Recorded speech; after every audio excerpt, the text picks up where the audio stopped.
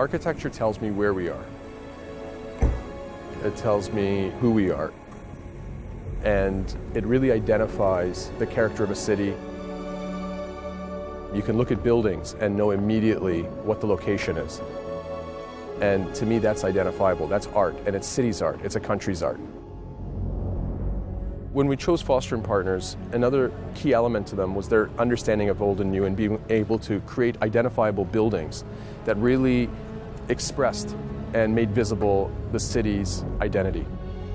The One will very much do that, where you can look at the One on its own and know it's Toronto. It's the same way that you look at the CN Tower and you know that it's Toronto. This is incredible just to see the work and the details that's gone into creating the residential units, creating the building, creating the entire space that you're going to live in. Sam is one of those unique clients that has very strong ideas, very engaged in the design process. He came to the studio nearly 3 years ago now, and our approach to design and visualizing architecture, he understood. And every time I meet him, we're on the same level, and we're smiling because we know we're just as excited and we're just as engaged, every time we talk about design, every time we talk about the building. You live in these spaces and you start to see all the different components of where the creativity comes from, right, and how you actually wear it.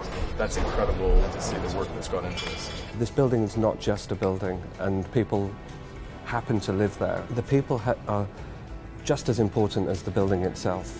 And so we started with the design of the individual flats and tried to think about what it would be like to come home there every day. And then from that began to build out what our floor plate design would be and then how you get through the building. So sometimes we put design and physical things secondary to the experiential, because essentially what we're trying to do is make people's lives better. This is where you can start to hear the music and get the feel of what it's really going to be like to live there. This is a great shot of how it incorporates and you start to see inside the homes. I mean, it's all details. And It's all form and function and art. I think what struck me about Sam is that he was a man who had a vision. He had a vision about what he could create on this particular site. You are at this kind of critical junction of the city where Yonge and Bloor meet, and you do feel you are in the centre, not just of the city, but of kind of Canada. Toronto has a very distinctive skyline. Obviously, the CN Tower is the reference point. I think we're creating a kind of a second focal point. Our immediate reaction was one should celebrate its focal point, and we can do that very, very positively by introducing, obviously, a structure of significant scale. It's a heroic endeavour to build a tower of this size, and we should celebrate it, to be very expressive with its frame, to articulate the tower, particularly with the slots that are the mechanical services, which give it a rhythm as you rise up through the height of the tower, which is, again, unusual because most of the towers in Toronto are kind of what we call straight up and down towers.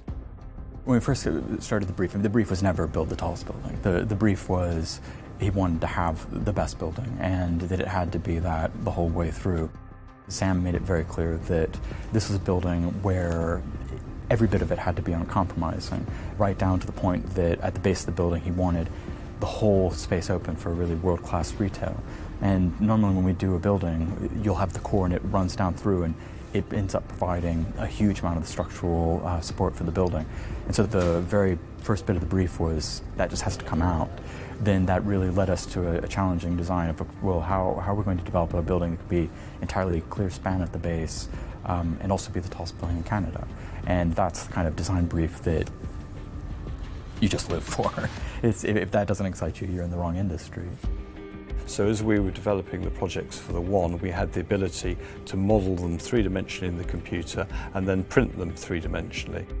And we can generate those models very, very quickly, so we can test different ideas, different structural forms, different massing arrangements, and that's kind of key to how we interrogate our designs and understand whether they're working visually, but also in the wider context of the city. The One's going to be the last piece of the cluster that happens at Yonge and Bloor, and that's a responsibility we take very seriously. People are very excited about what's going to happen here, and not passively so. They really asking lots of good questions and really invested in their community and where they're going to be. And what you're seeing with the One in every sense is really the voices of the city coming together and speaking as one unified voice to create something that's going to be an iconic landmark to identify Toronto and Canada as a world voice and the presence of an iconic landmark in the classes of what we see around the world.